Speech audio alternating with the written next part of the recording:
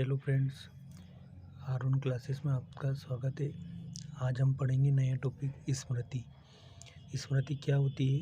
तो रायबर्न के अनुसार अनुभवों को संचित करने व चेतना के क्षेत्र में पुनः लाने की शक्ति को स्मृति कहते हैं। स्मृति के अंग। स्मृति के 4 अंग होते हैं: सीखना, धारण करना, पुनः स्मरण करना, पुनः पहचान करना। तो स्मृति के कितने अंग? 4 अंग: लर्निंग, रिटेंशन, रिकॉल, रिकॉग्नाइजेशन। एक बार और पढ़ेंगे। स्मृति के कितने अंग? 4 अंग। नंबर 1 सीखना, नंबर 2 धारण करना, नंबर 3 पुनः स्मरण करना, नंबर 4 पुनः पहचान करना। स्मृति का सबसे पहले क्रमिक अध्ययन का श्रेय हर्मन एबिंगहास को जाता है। तो स्मृति का अध्ययन किसने किया? तो इस प्रकार से क्वेश्चन आए तो अपन को बताना एबिंगहास ने किया। स्मृति के कितने अंग होते हैं? तो 4 अंग होते हैं। अब अगला टाइप, स्मृति के प्रकार। स्मृति कितने प्रकार की होती है? तो स्मृति 3 प्रकार की होती है: ज्ञानेंद्रिय या संवेदी स्मृति, नंबर 2 लघुकालीन स्मृति कहते हैं, इसे अल्पकालीन स्मृति कहते हैं, कार्यकारी स्मृति कहते हैं, या प्राथमिक स्मृति कहते हैं, या शॉर्ट टाइम स्मृति कहते हैं। नंबर 3 तीसरा प्रकार है दीर्घकालीन स्मृति। अब सबसे पहले पढ़ेंगे अपन ज्ञानेंद्रिय या संवेदी स्मृति। तो इसमें सूचना 1 सेकंड या उससे कम समय तक रहती है। ऐसी स्मृति को क्या कहते हैं? संवेदी स्मृति। जैसे चित्रात्मक, ध्वनि, संवेदनाएं। जैसे अपन गुलाब को फूल को खुशबू लेते हैं तो उसकी सुगंध 1 सेकंड तक रहती है।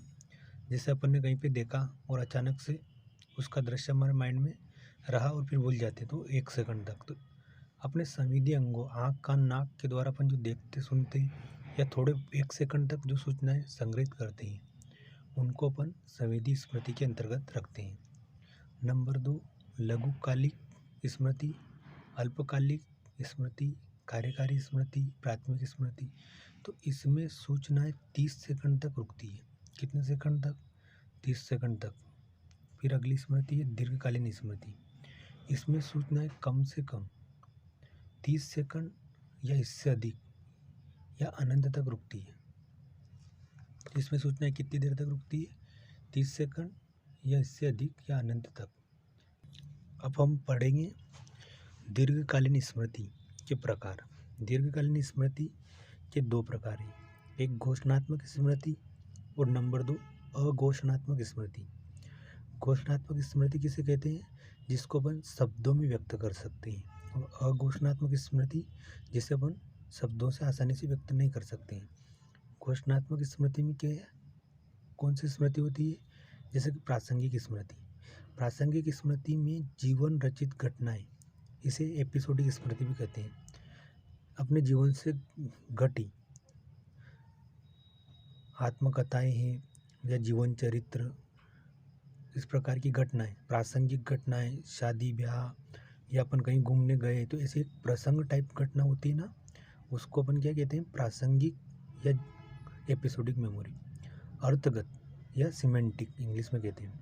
तो इसमें क्या? सामान्य ज्ञान, संप्रत्यय, विचार। तो इससे संबंधित मेमोरी को क्या कहते हैं? अर्थगत मेमोरी।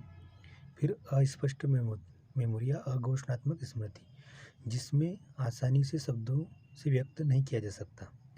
जैसे कि प्रक्रियात्मक स्मृति, इसे इंग्लिश में प्रोसीड्यूरल स्मृति कहते हैं।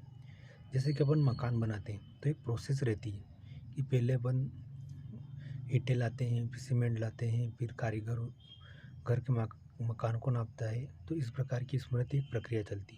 साइकिल चलाते हैं, सबसे पहले अपन पैदल चलाते हैं, फिर उस पर बैठते हैं, धीरे धीरे पेडल मारते हैं। तो इस प्रकार एक प्रक्रिया, प्रोसेस चलती। तो इस प्रकार की स्मृति को क्या कहते हैं? प्रक्रियात्मक स्मृति। तो अपन ने क्या क्या पढ़ा कि स्मृति किसे कहते हैं? स्मृति के कितने अंग होते हैं? तो 4 अंग होते हैं। फिर अपन ने क्या पढ़ा कि स्मृति का पहले क्रमिक अध्ययन किसने किया? तो एबिंगहास ने किया। स्मृति कितने प्रकार की होती है? तो 3 प्रकार की। कौन कौन सी?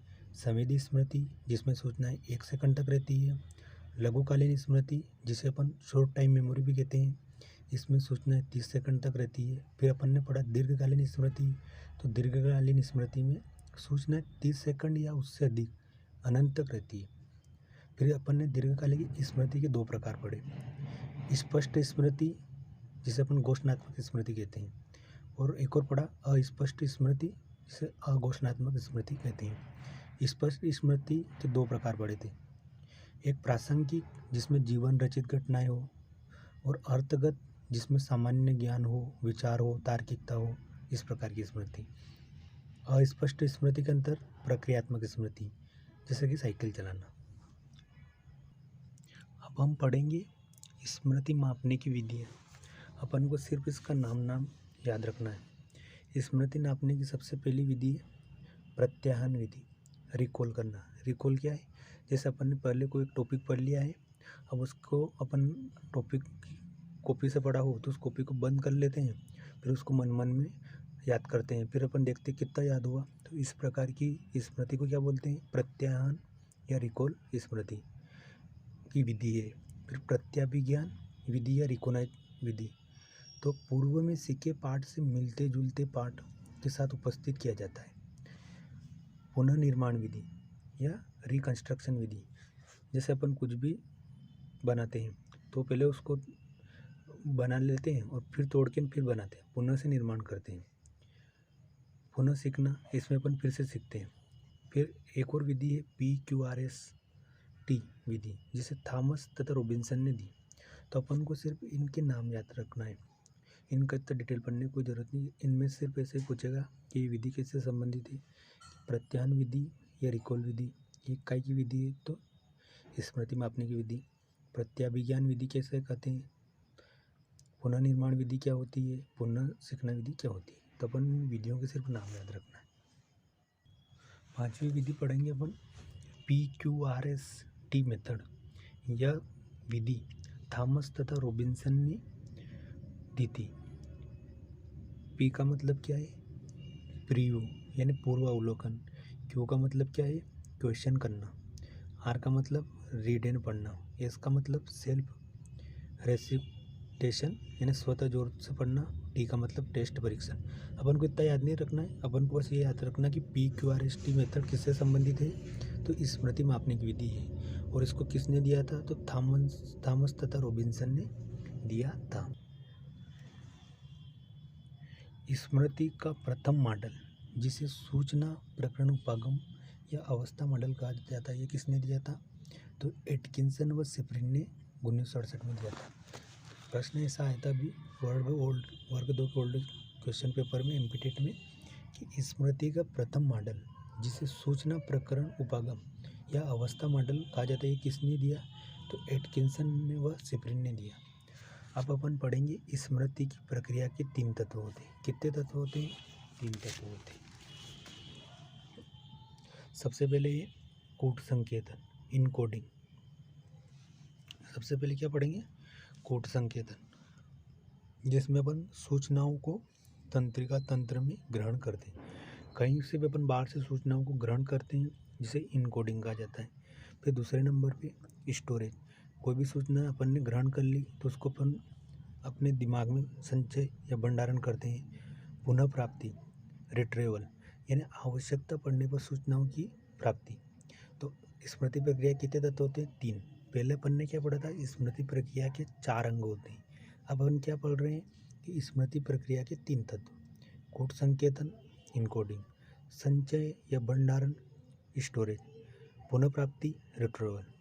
कूट संकेतन करना यानी सूचनाओं को अंदर उतारना, भंडारण करना, उनको स्टोर करना, पुनः प्राप्ति, जरूरत पड़ने में फिर से वापस निकालना।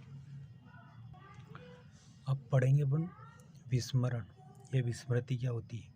तो सीखी हुई बात को स्मरण रखने या पुनः स्मरण करने की असफलता को कहा जाता है विस्मरण या विस्मृति। जैसे अपन ने कोई चीज़ याद कर ली और अपन फिर भूल जाते हैं, तो उसे क्या कहते हैं? विस्मरण कहते हैं। विस्मरण पर सबसे पहले समझाने का प्रयास किसने किया, तो हर्मन एबिंगास ने। स्मृति किसने खोज करी थी, तो हर्मन एबिंगास ने।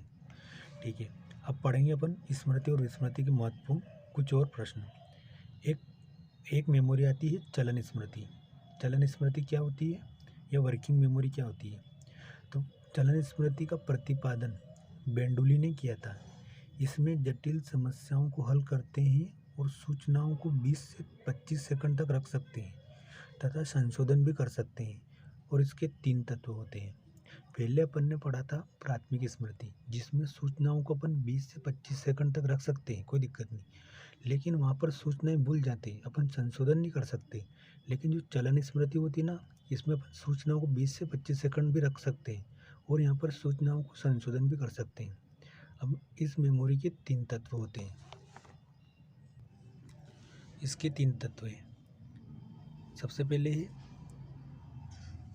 पहले है ध्वनि ग्रामी लूप, जिसे फोनोलॉजिकल लूप कहते हैं। दूसरे नंबर पे है दृष्टि स्थानिक स्केच पैड, जिसे इंग्लिश में एपिसोडिक बफर कहते हैं। तीसरी है केंद्रकारी या सेंट्रल एग्जीक्यूटिव मेमोरी।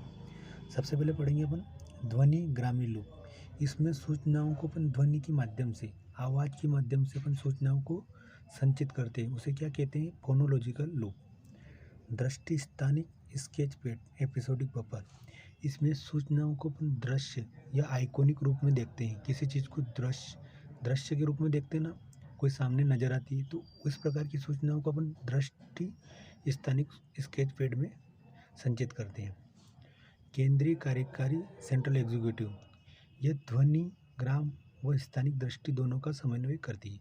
अपन ने क्या क्या पढ़ा कि चलन स्मृति क्या होती है?